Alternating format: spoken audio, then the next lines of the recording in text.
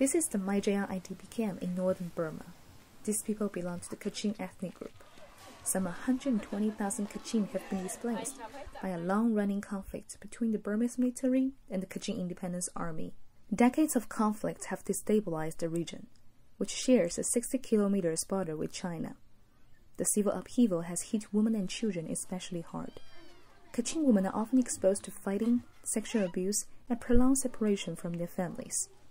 Many of these internal displaced people, or IDPs, are faced with yet another risk: human trafficking. Jessica Namkun moved to Thailand 9 years ago. In 2010, she returned to Kachin as a member of KWAT, the Kachin Women Association of Thailand. She and her colleagues now make regular visits to camps, like this one in Madria, to help displaced women and some victims of trafficking. Jessica recently bought her first smartphone. She's using it to take pictures and videos and document her work in the camps. I feel like I got a trap because once you are involved in the community work, when you see and feel our community is in a very undeveloped situation, then you want to work for our community. KWAT's recent report called Push to the Brink uncovered 24 trafficking cases from the Kachin border areas that took place after June 2011. Most involved young women and girls displaced by the war, who have been tricked, drugged, raped, and sold to Chinese men or families as brides or bonded laborers. In Majiang, KWAT is providing shelters and urgent care treatment for the trafficked women. Actually, this building was used to stay by the trafficked women, and we open kind of vocational training for them. When they came back from the traffic, we have this weaving and sewing, this kind of thing. And currently we are using this building as the clinic, our clinic, because our clinic is located near the fighting area, so we need to run. That's why. And this room we use as the delivery room for the baby. Among the 24 cases documented by KWAT, only 6 girls were rescued. Being sold to Chinese bachelors and giving birth to a baby is what most trafficked Kachin girls face. Some of those who escaped from China were pregnant by the time they returned home. Luna, a nurse who has worked for KWAT along the border for almost 5 years, helped some of them give birth. When the trafficked woman was pregnant, she said that she would hate the baby. She doesn't want the baby at all. But after the delivery, she asked us, "Could you give me the baby?" We played jokes with her about how much she loved her baby.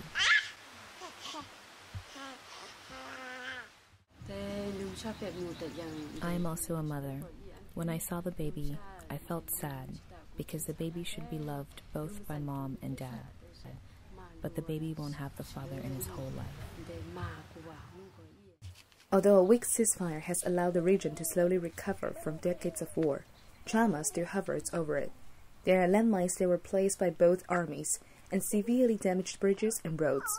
And for trafficked women, the trauma could last a lifetime, as Jessica discovered when she spoke with Bok Noon, a recently trafficked girl. In October 2012, Bok Noon was a 20-year-old student living in Nankemda, a Kachin border town.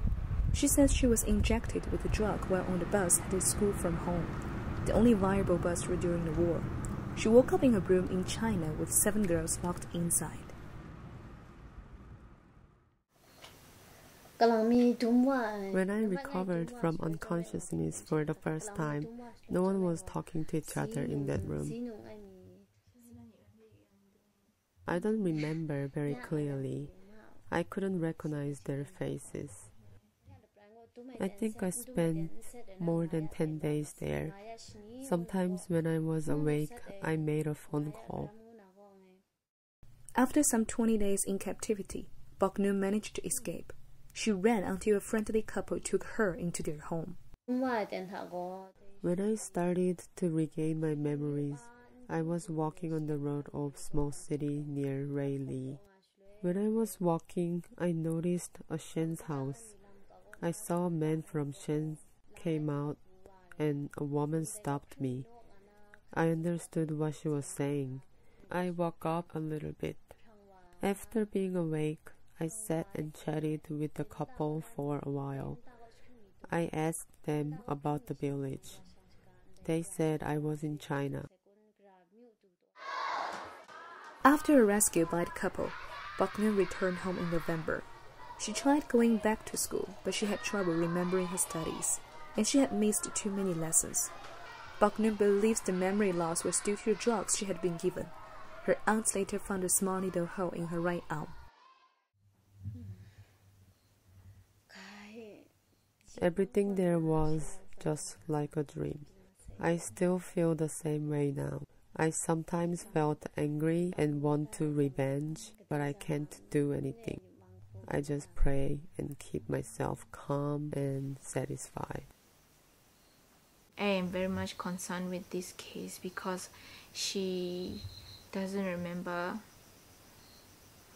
well in the house for maybe like 2 weeks, so we don't know, maybe or may not be, I don't know, maybe, who knows if the men don't go to sleep with them. You know, I am concerned, I am very much concerned there, but I didn't want to ask her that. The rugged terrain of Kachin territory and ongoing conflicts have long made this border region a haven for smuggling. Poor economic prospects in Kachin territory, combined with the scarcity of women in rural China, have increased the prevalence of human trafficking and the exploitation of Kachin women. Chun Chun, who got his name from her trafficker, is a local Kachin woman from Burma-China. When she was 14 years old, a Chinese classmate talked Chun Chun into leaving home for work in China with a couple who turned out to be traffickers. When they arrived in China, the classmate was sold to a restaurant owner in Guangdong province. Chun Chun was told she would marry a 20-year-old Chinese bachelor. I called the traffickers. They didn't pick up the phone anymore. My Chinese husband said he already gave them the deposit. Once we got married, he would pay them off. He said he already paid $5,000. I asked him how much did he still owe the traffickers.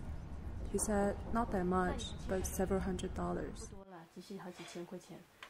Her husband-to-be began to teach her Chinese, and he eventually bought her a phone Chun Chun used to reach her family.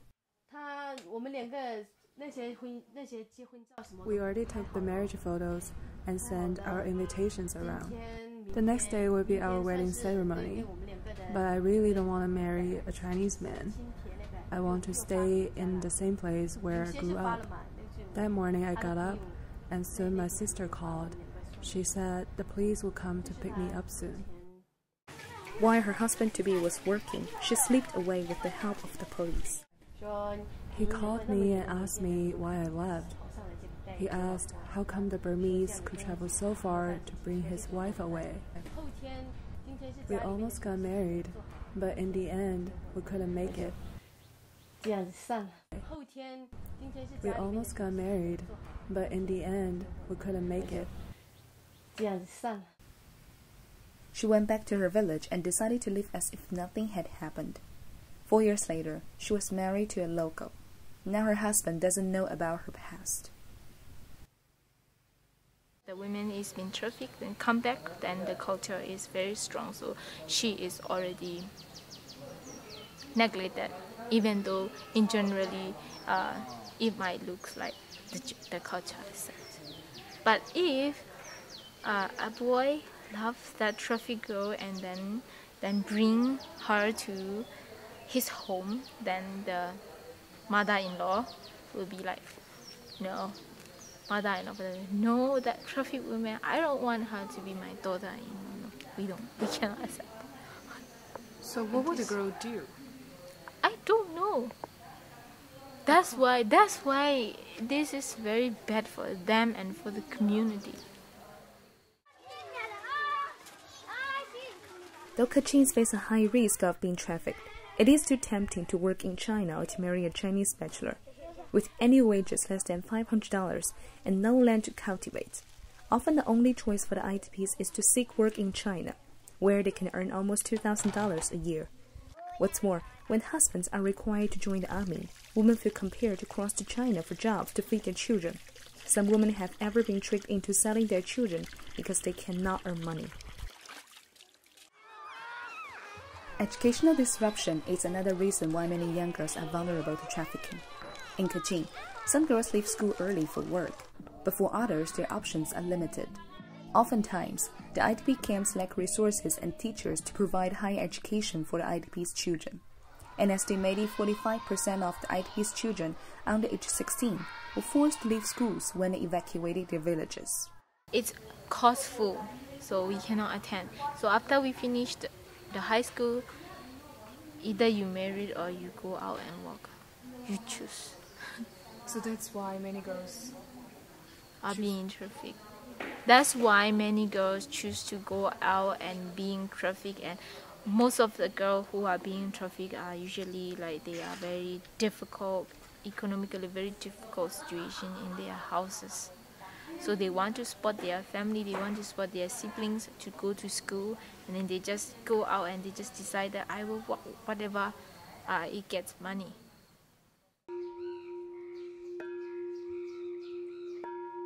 Though KWAT is working to address the urgent needs of Kachin women, they receive no cooperation from the Burmese government with their anti-trafficking programs. Prior to 2008, Burma ranked at the bottom of all countries in its efforts to combat human trafficking. But Burma has recently stepped up efforts to prevent trafficking by working with international organizations. An anti-trafficking hotline opened, as did several anti-trafficking task force offices.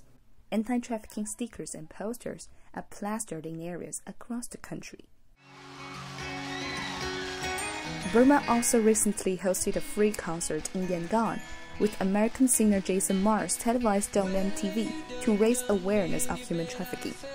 But his activities have little to do with the Kachin region, which has been out of the Burmese government's control for almost 5 decades.